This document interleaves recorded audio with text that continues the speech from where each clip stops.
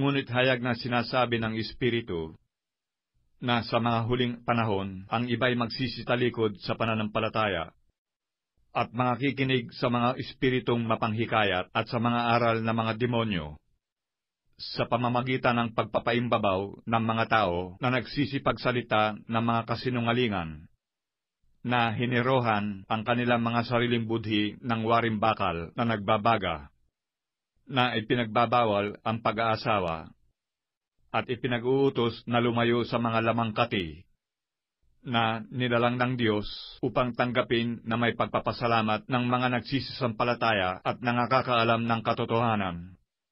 Sapagkat ang bawat nilalang ng Diyos ay mabuti, at walang anumang nararapat na itakwil, kung tinatanggap na may pagpapasalamat, sapagkat pinakababanal sa pamamagitan ng salita ng Diyos at ng pananalangin.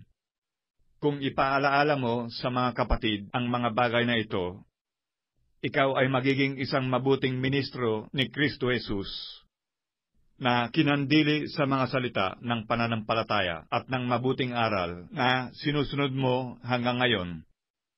Tatapwat itakwil mo ang mga kathang masasama at walang kabuluhan, at magsanay ka sa kabanalan, sapagkat sa pagsasanay ng katawan ay may kaunting pakinabang.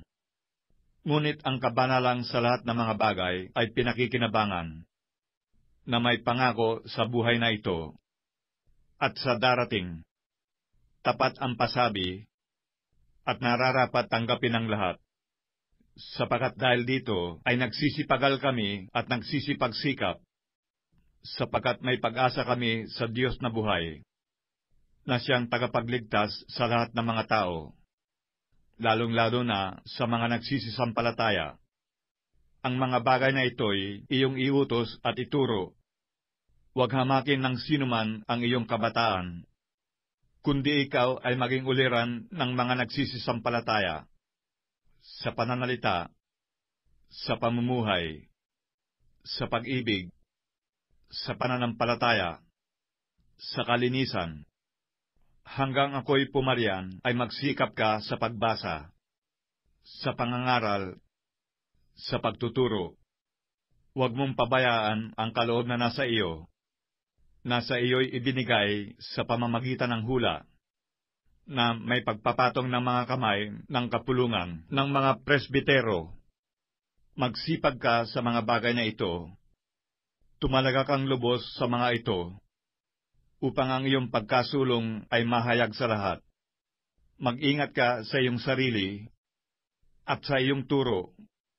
Manatili ka sa mga bagay na ito, sapagkat sa paggawa nito ay ang iyo ring sarili ang ililigtas mo at pati ng mga nagsisipakinig sa iyo.